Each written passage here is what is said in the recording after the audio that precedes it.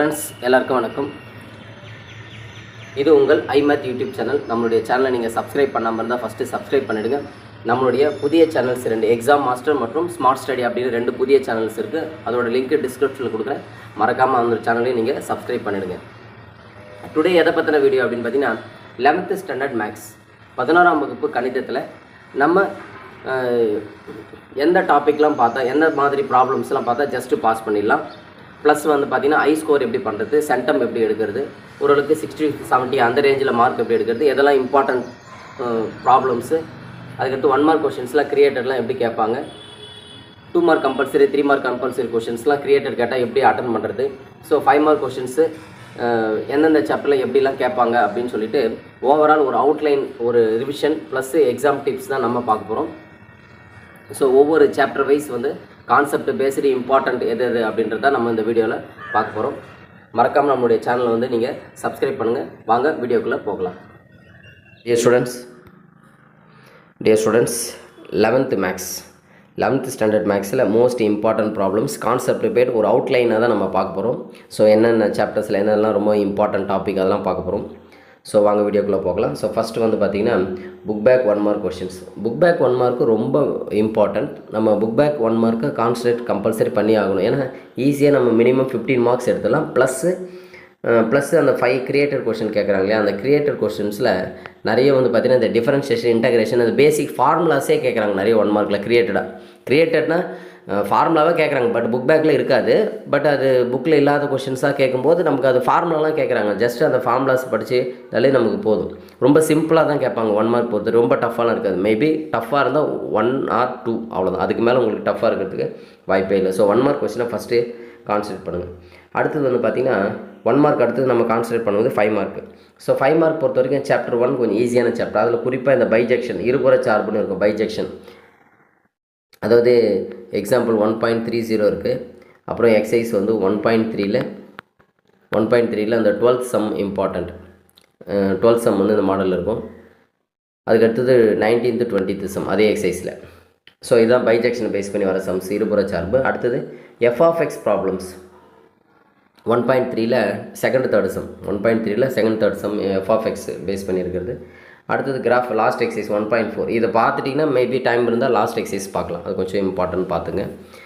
அடுத்தது சாப்டர் 2 பொறுத்த வரைக்கும் பார்ஷியல் ஃப்ராக்ஷன் ரொம்ப முக்கியம். இந்த எக்ஸசைஸ் 2.9 ஃபுல்லாக படித்தே ஆகணும். பார்ஷியல் ஃப்ராக்ஷன் கம்பல்சரி கேட்குறாங்க. அதுக்கடுத்து லாகரிதம் கேட்குறாங்க. அடுத்து 2.5 2.8. இதை தாண்டி வேறு எதுவுமே நம்ம செகண்ட் சாப்டரில் நமக்கு வந்து 5 மார்க் கொஷின்ஸ் கேட்குறதே இல்லை. ஸோ அந்த இதில் குறிப்பாக இப்போது ஒவ்வொரு எக்ஸசைஸ்லையும் இதில் முக்கியமான இம்பார்ட்டன்ட் ப்ராப்ளம்ஸ் வந்து வித்து ஒர்க்கிங்கோட உங்களுக்கு வந்து ஒர்க் அவுட் பண்ணி எக்ஸ்ப்ளனேஷனோட காமிச்சிருக்கேன். அதோட வீடியோ வந்து நான் லிங்க் வந்து டிஸ்கிரிப்ஷனில் கொடுக்குறேன். மறக்காமல் போய்ட்டு நீங்கள் அந்த வீடியோ பார்த்து அந்த சம்ஸ் ப்ராப்ளம்ஸ் எப்படி ஒர்க் அவுட் பண்ணுறது, இப்போ இருபுற சார்பு பைஜெக்ஷன் ப்ராப்ளம்ஸ் எப்படி ஒர்க் அவுட் பண்ணுறது அப்படின்னு ஒர்க்கிங்கோட கொடுத்துருக்கேன். அதை பார்த்து நீங்கள் தெரிஞ்சுக்கலாம். இப்போ ஜஸ்ட் நம்ம ஒரு அவுட்லைனாக தான் நம்ம இந்த வீடியோஸ் பண்ணுறோம். எதெல்லாம் இம்பார்ட்டன்ட் கான்செப்ட் என்ன அப்படின்னு சொல்லிட்டு அதில் பர்டிகுலர் ப்ராப்ளம்ஸ் வித் எக்ஸ்ப்ளனேஷனோட நம்ம லிங்க் வந்து டிஸ்கிரிப்ஷனில் கொடுக்குறேன், நீங்கள் தெரிஞ்சுக்கலாம். அடுத்தது வந்து எக்ஸசைஸ் சாப்டர் 3. அதில் மெயினாக முக்கியமானது நேப்பியர் ஃபார்முலா ரொம்ப முக்கியமானது. நேப்பியர் தியரமும் எக்ஸசைஸ் 3.7 ஃபுல்லாக பார்த்துங்க, ரொம்ப முக்கியமானது. குறிப்பாக ஃபஸ்ட்டு சம் நல்லா பார்த்துங்க, சரிங்களா? ஃபஸ்ட்டு சம் தான் ரொம்ப முக்கியமான. அதில் நிறைய சப்டிவிஷன் இருக்குது. ஒரு 6 சம்ஸ் இருக்குது. அந்த 6 சம்ஸ் பார்த்தீங்கனாலே போதும். ப்ளஸ் எக்ஸாம்பிளில் வந்து ஒரு கடைசியில் ஒரு 3 எக்ஸாம்பிள்ஸ் இருக்குது. அதில் அந்த எக்ஸாம்பிள்ஸ் கொஞ்சம் நல்லா பார்த்துங்க போதும். அடுத்து சாப்டர் 4 பொறுத்த வரைக்கும் மேத்தமெட்டிக்கல் இண்டக்ஷன் எக்ஸசைஸ் 4.4. ஸோ எப்பவுமே கேட்டுகிட்டே இருக்காங்க. இதில் ஒரு 4 ஸ்டெப் எழுதணும். So P of 1 is true.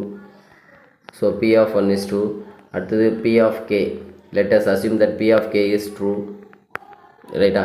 அடுத்தது P of k plus 1 true. P of k plus 1 is true. அப்புறம் கொஷின் எடுத்து எழுதி by the principle of mathematic induction அப்படின்னு எழுதி கொஷின் எடுத்து எழுதிட்டிங்கன்னா நம்ம மினிமம் 4 மார்க் வந்து நீங்கள் ஈஸியாக எடுக்க முடியும், ஜஸ்ட் அட்டன் பண்ணாலே இந்த மேத்தமெட்டிக் இண்டக்ஷன். அதுக்கடுத்து சாப்டர் 5 பொறுத்த வரைக்கும் 5.4 எக்ஸசைஸ் அப்ராக்சிமேட் ப்ராப்ளம்ஸ் இருக்குது. எக்ஸசைஸ் 5.4 இது ரொம்ப இம்பார்ட்டண்ட்டானது 5 மார்க்குக்கு. ஸோ அந்த எக்ஸசைஸை கொஞ்சம் நல்லா பார்த்துங்க. அதுக்கடுத்தது வந்து பார்த்திங்கன்னா சாப்டர் 7லாம் ஃபுல்லாக பார்த்துக்கிறது நல்லது. அதேமாதிரி சாப்டர் 8ம் ஃபுல்லாக பார்த்துங்க. அதில் குறிப்பாக எக்ஸசைஸ் 8.1 இந்த கோப்லான் சம் ரைட் ஆங்கிள் ட்ரையாங்கிள், சரி, அந்த கோப்லான் ஒருதலை வெக்டர்கள் நிரூபிக்கிறதும் ரைட் ஆங்கிள் ட்ரையாங்கிள் செங்கோண முக்கோணம் நிரூபிக்கிற சம்மு. அதுக்கடுத்தது 8.1ல் ஒரு குறிப்பிட்ட சம்ஸ்லாம் இருக்குது முக்கியமானது. அது குறிப்பாக வந்து பார்த்திங்கன்னா 4வது சம் 5 6, அது கடைசியில் இருக்கிற கடைசி சம்ஸு 11 12 இந்த சம்ஸ்லாம் ரொம்ப இம்பார்ட்டன்ட் பார்த்துங்க. எக்ஸசைஸ் 8.1ல் ப்ளஸ் தேரம் இருக்குது, அந்த தேரம் பார்த்துங்க. அதாவது செக்ஷன் ஃபார்முலாவும் அதுக்கடுத்து வந்து பார்த்தீங்கன்னா மீடியன்ஸ் தேரமும் ரொம்ப முக்கியமானது சாப்டர் 8ல். அதுக்கடுத்தது சாப்டர் 10. சாப்டர் 10ல் எக்ஸசைஸ் 10.4 மட்டும் பார்த்து கொஞ்சம் டஃப்பாக தான் இருக்கும். 10.4 கம்பல்சரி ஒரு 5 மார்க் வந்துடும். 11th சாப்டர் 11.11 கம்பல்சரி ஒரு 5 மார்க் வந்துடும். 12th சாப்டரில் 12.4 பேஸ் தேரம் கண்டிப்பாக அதுலேருந்து வந்துடும். ஸோ இந்த ப்ராப்ளம்ஸோட எக்ஸ்ப்ளனேஷன் வந்து சம் ப்ராப்ளம்ஸ் வந்து நம்ம நடத்தியிருக்கோம். அது எல்லாமே லிங்க் வந்து டிஸ்கிரிப்ஷனில் கொடுக்குறேன், மறக்காமல் நீங்கள் அந்த வீடியோஸை பார்த்துக்கலாம். அடுத்தது இதெல்லாம் 5 மார்க்குக்கு இம்பார்ட்டன்ட் கொடுக்க வேண்டிய போர்ஷன்.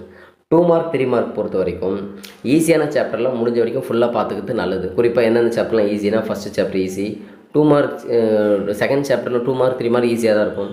அதுக்கடுத்து 4th சாப்டரில் அதாவது குறிப்பாக இந்த ஃபஸ்ட்டு சாப்டர் இருக்கு இல்லையா, ஃபஸ்ட்டு சாப்டரில் மெயினாக வந்து பார்த்திங்கன்னா இந்த டொமைன் ரேஞ்சு கண்டுபிடிக்கிற சம் இருக்கும். டொமைனு ரேஞ்ச் இந்த சம் ரொம்ப முக்கியமானது. அதாவது இது வந்து 1.3ல் வரும், சரிங்களா. ப்ளஸ்ஸு அதான் கூட நம்ம என்ன சேர்த்து பார்த்துக்குறோம் அப்படின்னா ஃபஸ்ட் எக்ஸசைஸ் 1.1 எக்ஸாம்பிள் எக்ஸசைஸ் ரொம்ப முக்கியமானது, அதனால் பார்த்துங்க. ப்ளஸ் செகண்ட் எக்ஸசைஸில் வந்து பார்த்திங்கன்னா இப்போ தான் எம் ரிலேட்டட் டு என் வந்து பார்த்திங்கன்னா டிவிசிபிள் பை 7 டிவிசிபிள் பை 12ன்னு சொல்லிட்டு 2 ப்ராப்ளம்ஸ் இருக்குது. எக்ஸாம்பிள் 1 எக்ஸசைஸில் 1, அந்த சம்ஸை நல்லா பார்த்துங்க. இது ஃபஸ்ட் சாப்டரில். செகண்ட் சாப்டரை பொறுத்த வரைக்கும் இந்த 2.2ல் இன்இக்வாலிட்டி இருக்குது. இந்த மாடுலஸ் கான்செப்ட் பேஸ் பண்ணி இன்இக்வாலிட்டி சம்ஸ் இருக்குது. இந்த 2.2, அதுக்கடுத்து 2.4, அதுக்கடுத்தது 2.1ல் வந்து அந்த √5 இஸ் an irrational நம்பர் அப்படின்னு ப்ரூவ் பண்ணுறது. இந்த மாதிரி ஒரு சிலது மட்டும் நீங்கள் பார்த்தீங்கன்னா கூட போதும். அடுத்தது சாப்டர் 3 நான் சொல்லலை. அடுத்தது சாப்டர் 4 ஏன்னா கொஞ்சம் டஃப்ன்றதால சொல்லலை. சாப்டர் 4 வந்து பார்த்திங்கன்னா குறிப்பாக இந்த ரேங்க்கு கண்டுபிடிக்கிற சம் இருக்கும். ரேங்க் கண்டுபிடிக்கிற சம்மு n 6 கண்டுபிடிக்கிற சம். அதாவது ஃபைண்ட் n ஃபைண்ட் r அப்படின்னு கேட்பாங்க. ப்ளஸ் இந்த ப்ரூவ் பண்ணுறது NC2 plus NC3 equal to NC4 அந்த மாதிரி ப்ரூவ் பண்ணுற மாதிரிலாம் நிறைய ப்ராப்ளம்ஸ் இருக்கும். அந்த ப்ராப்ளம்ஸ்லாம் நல்லா பார்த்துங்க.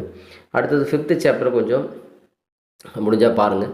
அதுக்கடுத்து 7th 8th கம்பல்சரி பார்த்தே ஆகணும், ஏன்னா ஈஸி சாப்டர் இல்லையா. ஸோ 1 2 3 4 நல்லா பாருங்கள். 7 8 கம்பல்சரி பார்க்கணும். அதுக்கடுத்து வந்து பார்த்திங்கன்னா 12th சாப்டர் ரொம்ப ஈஸி, ப்ராபபிலிட்டி அது கொஞ்சம் பார்த்துக்கலாம் ஈஸி.